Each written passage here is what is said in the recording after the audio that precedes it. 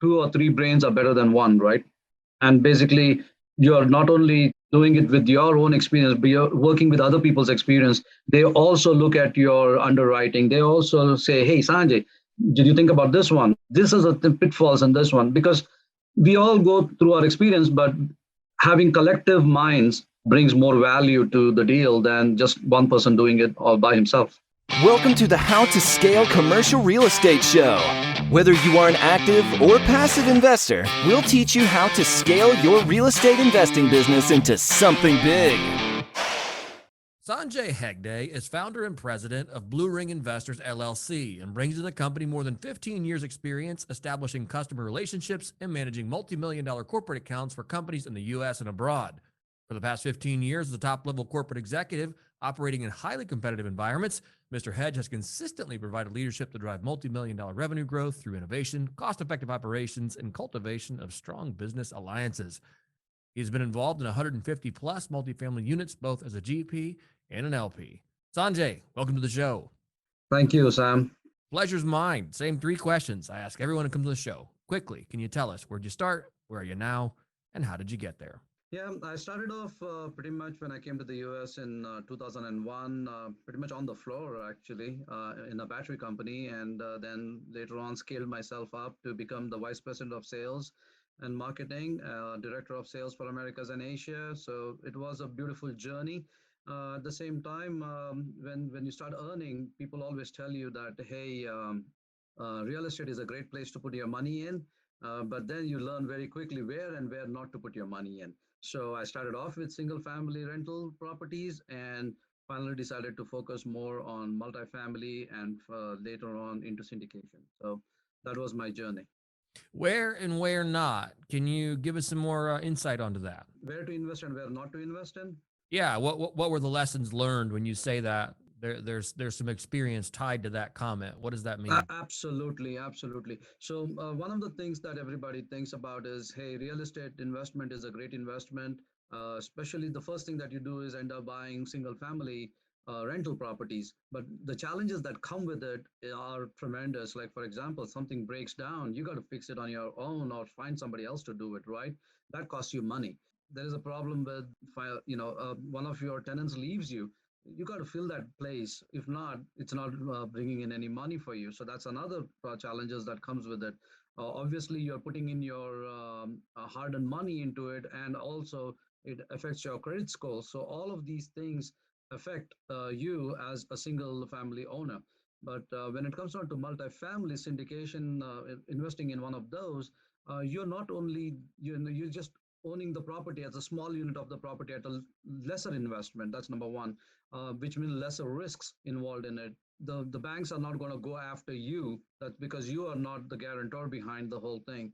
Obviously, you don't have to get into the hassle of, your tenants calling you and saying, hey, I need plumbing issues or my AC is down. Those are like huge ones. And plus, you are not the one who's investing to make all that happen, because you're not alone in there. It's a team effort, right?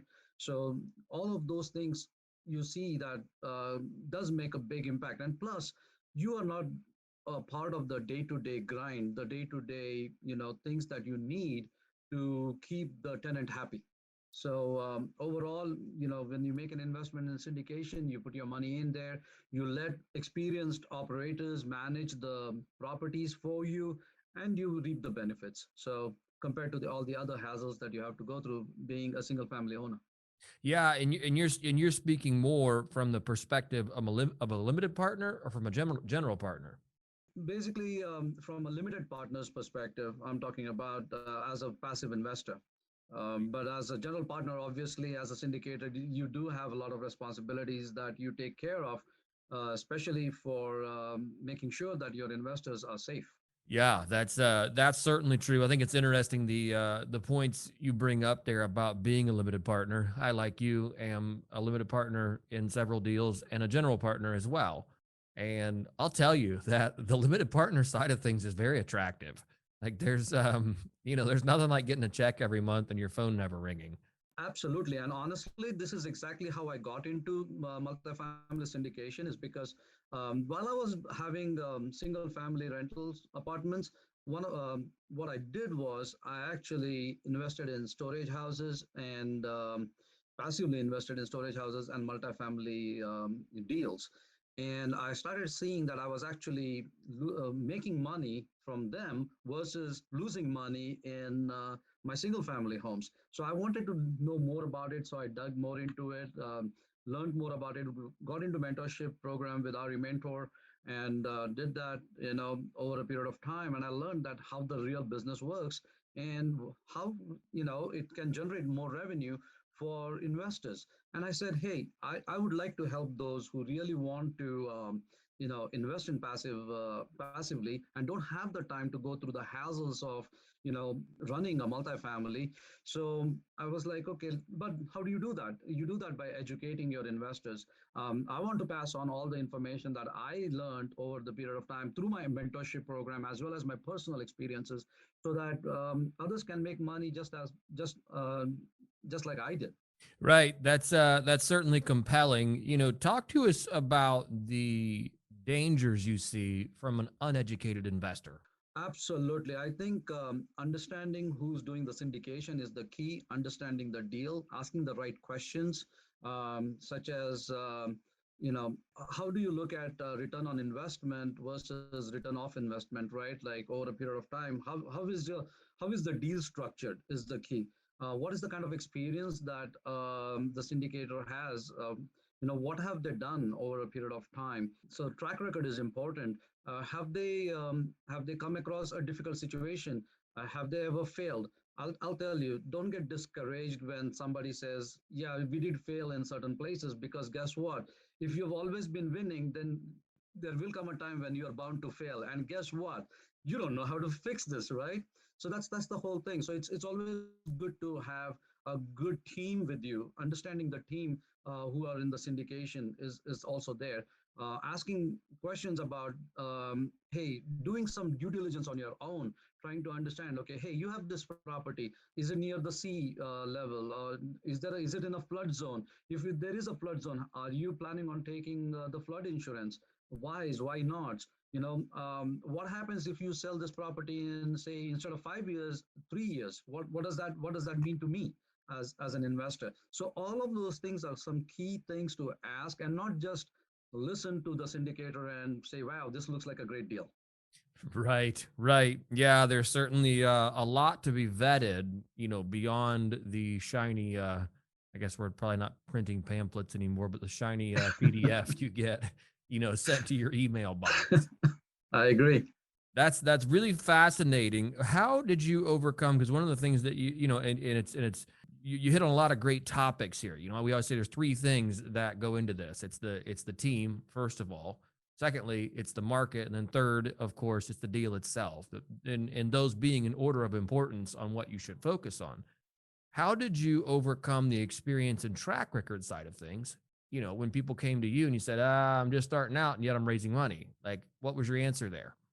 Well, as I said, multifamily syndication is a team sport. You don't do this all by yourself. You work with a group of people, right? So you look at who the sponsors are.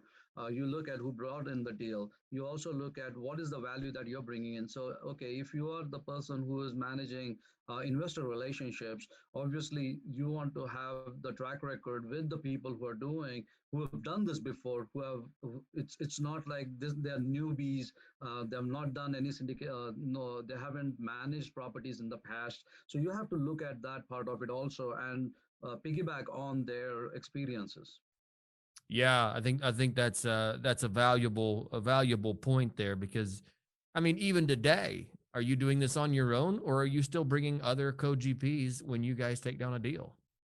Yeah, we always work with all co-GPs, and that is how I work, because it's always good to have. I think two or three brains are better than one, right? And basically you're not only doing it with your own experience, but you're working with other people's experience. They also look at your underwriting. They also say, hey, Sanjay, did you think about this one? This is the pitfalls in this one, because we all go through our experience, but having collective minds brings more value to the deal than just one person doing it on them or by himself. Right. Yeah, absolutely. Talk to us about some of the things that those collective minds have helped you either avoid or do correctly. Absolutely. I think, some of the things, especially underwriting, I believe in, I'm a conservative person when it comes down to underwriting, and I look at things a lot differently, but still at the same time, it doesn't matter how conservative you think you are. There are people who are better at it and can do things much better, right? So there could be certain times you would see that there is, when you're doing underwriting, you would look at certain expenses as just expenses, but then an experienced eye would look at it as, okay, let me dig into this a little bit more. Why do you think this month or a certain period you see that the water is more? Was it the same in the previous year or the year before? Was there a leak in this that was causing it? So those are the things that can you can look into, and you can actually find during your due diligence. I think due diligence is also a key part of when you're doing the syndication. So a lot of people would have experienced certain things which you could notice that, okay, hey, that is something that I would have overlooked. So that's just a small example. Yeah, absolutely, absolutely, and it's funny in this business, people don't understand the. I want to use the term leverage. Those small examples or those small things can play into the performance of the deal, especially as it pertains to when it comes time to for disposition. Exactly. Yeah, that's tremendous. I love that. What are some things maybe do you have any aha or my gosh, I'm so glad somebody looked at this and it was a pivot where you avoided a mistake? I could definitely say the due diligence part of it was is the key, where I've seen most of the things that experienced eyes can look at. Certain places, like, so especially, we I've every time when we do our due diligence, we try to scope up the entire plumbing part of it. Want to make sure that the electricals are the right ones. So those were some aha moments, like things that, yeah, that's behind the wall, right? So that you normally don't see. You When you walk in, you'll probably see that, okay, hey, it's probably upgraded, it looks a little bit nicer, it's got a fresh coat of paint or what have you, because they would have said, hey, I've done some upgrades on this one. I have another 5 or 10 units or 30 units that needs upgraded. Then you can bring it to market rent. But there is more to that story than, you know what are the things that they probably will have not done. Is it all just superficial that has been taken care of? How much of it is beneath the beneath or behind the walls that needs to be taken care of? Yeah, those are incredibly important things that you talk about there. Tell us about your why. What motivates you to do what it is that you do? I think the whys are, number one is, when I first came to the United States in 2001. I stayed at I started off in a rental house, in a rental property, and I saw that even it doesn't matter, how well you are or what's going on in your life. The main thing that everybody needs is the sense of security, feeling safe, living in a nice environment, coming back to what a place called home. So that's number one, right? Number two is, there are so many people out there who want to retire, but they put all their money into shares and bonds, and they think that they have a diversified portfolio. But in reality, it's not, because it's all driven by the market, right? So you might end up losing more money. And imagine when you're just about to retire and the market crashes. How Right. difficult is that going to be for you with all your money stocked up in one place, right? So I want to help the community, or both sides of the community, the ones who really want a safe place to live, a nice place to live in, at the same time also help those who want to have a passive income, another source of revenue coming in. So that's that. Right. I think that's fantastic. Talk to us about what you're seeing in the marketplace right now and how you guys are remaining competitive. Well, I think, as I said, the market is really, really hard. People are paying, obviously, institutional finance is pretty much going after anything and everything and trying to buy left, right, and center, which does make syndication a little bit difficult for us who actually work with investors directly at their grassroots levels. So, as I said, our goal at the end of the day is not so much about the property, right? I don't fall in love with the property. I fall in love with the numbers. That's the key. And I look at it as like, does this investment on behalf of my investor brings money for my investors? If the answer is yes, then yes. And I try to go after, I try to go after the niche market or a smaller portfolio of 50 to 80 unit properties where the competition is a lot lesser compared to 200, 400 unit class A properties, which people find it to be very flashy and nice. It looks great, but at the same time the C and the B properties and the smaller ones which have lesser competition, better cash flow, and better returns for our investors is what I look at. Right. How are you tackling management on those smaller properties? Yeah. So obviously, when we try to buy properties, we try to buy by leveraging on properties that are close by, right? So if anything within like a 8 mile radius, 5 mile radius, now you have a property management that's already there that you put in place, and you bring in the star of the star property management companies in there, and make sure that they actually are doing a good job on this one property. You leverage them for the next and the next. That way you pile it all together. Yeah, that makes a lot of sense because then not only do you have shared economies of them managing multiple properties, but then you can get management for them because I know Correct. a lot of those smaller unit counts, it's difficult to get those to pencil with Exactly.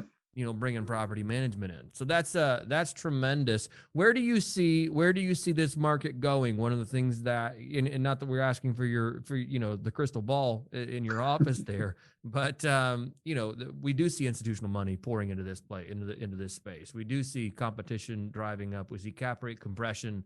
Where do we go from here, and how are you positioning yourself to protect against downside risk? Well, the thing is always, I focus, or Blue Investors as a company, me and my partners, we invest in emerging markets. That's number one.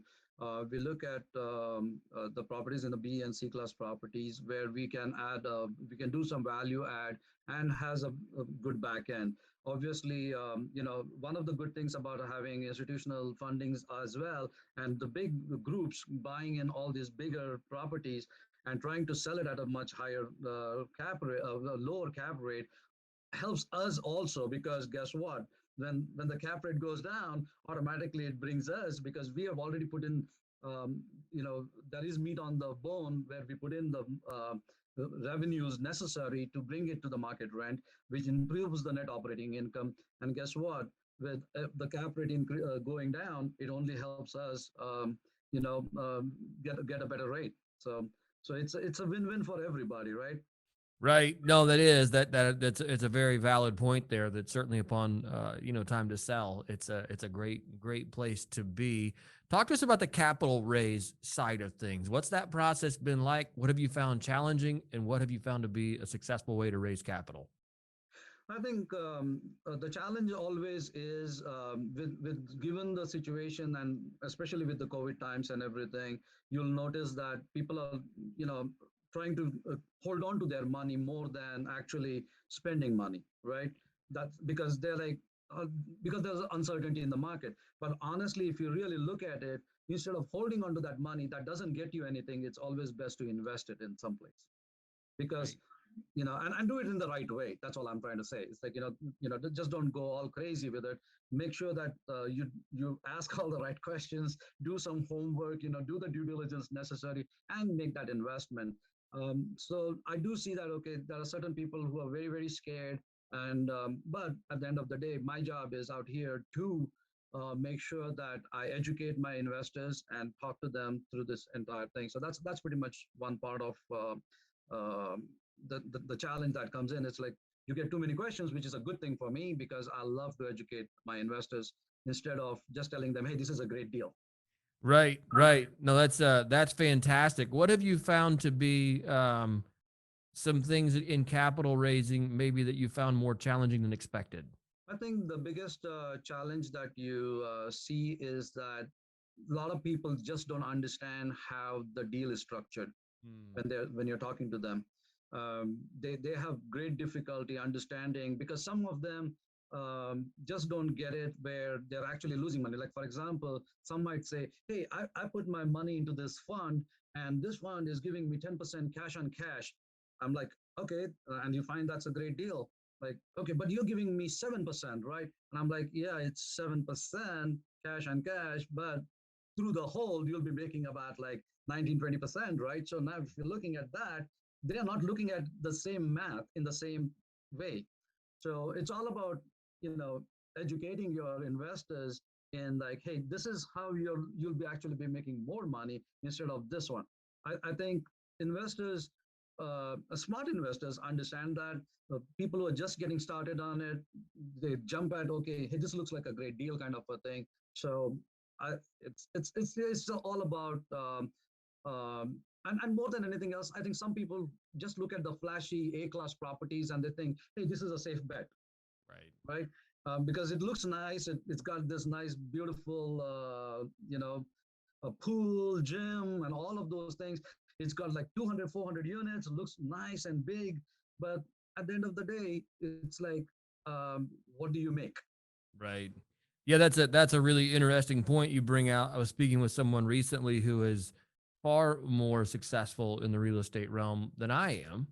And he looked at me and goes, the syndication thing, I just don't understand that. He goes, that's really confusing.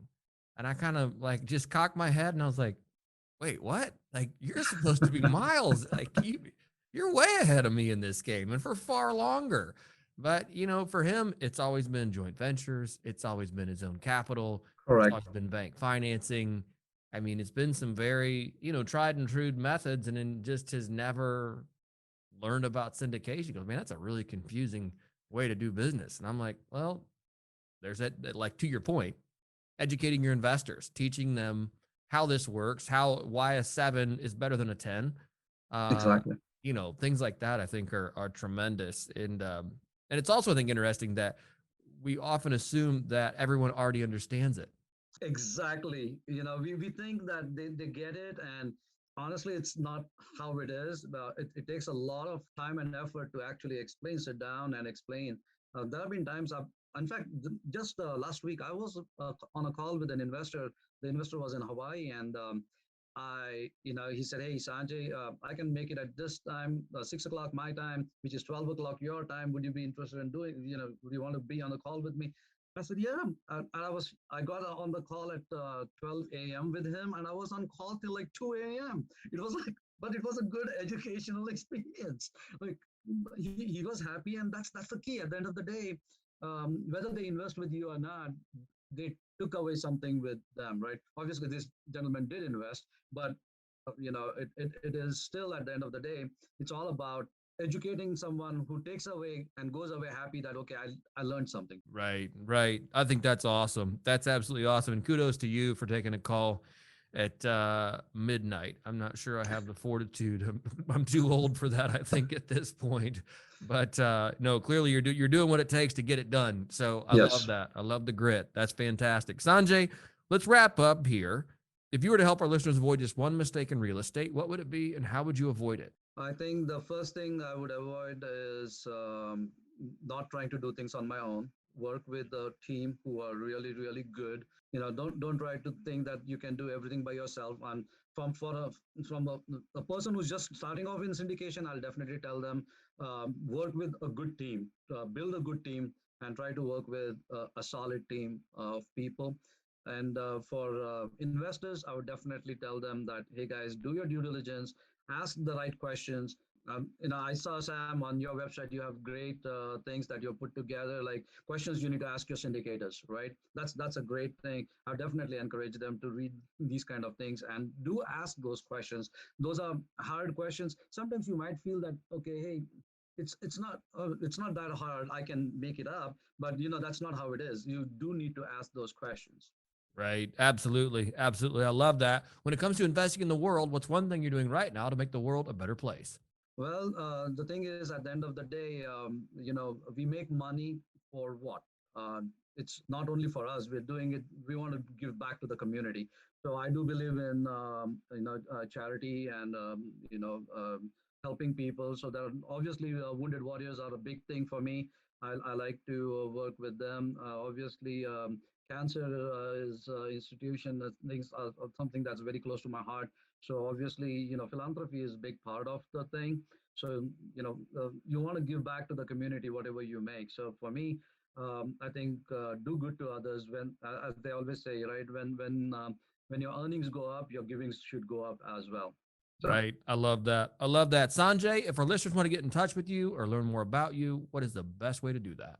okay, so obviously there are multiple ways to get in touch with me. You can always visit my website, www.blueringinvestors.com. I'm also there on Facebook, Instagram, Twitter, and on YouTube. I do put in a lot of educational information or videos on YouTube, but I definitely would encourage them to visit my website, which has got 9 reasons why you should invest in real estate. For the one is specifically for busy medical professionals, and the other is for busy professionals as such. So it's a good read. At least I would definitely encourage them to download those white papers and get more information. And I also have a Calendly link over there, so that if they need to, they can call me for no obligation, a phone call, just to educate them on investments. It doesn't matter even if it is 12 a.m. I'll be there for them. Sounds like it. That's fantastic. And for those of you who may be just listening only, because I think Sanjay speaks as fast as I do sometimes, that is Blue Ring Investors. Is that blueringinvestors.com? Is that correct? Yes, sir. Wonderful. Sanjay, thank you so much for your time today. That was awesome. I do appreciate Thank you, it. sir. Best of luck to you, and we'll talk soon. Hey, thanks for listening to the How to Scale Commercial Real Estate podcast. If you can do me a favor and subscribe and leave us a review on Apple Podcasts, Spotify, Google Podcasts, whatever platform it is you use to listen, if you can do that for us, that would be a fantastic help to the show. It helps us both attract new listeners as well as rank higher on those directories. So appreciate you listening. Thanks so much, and hope to catch you on the next episode.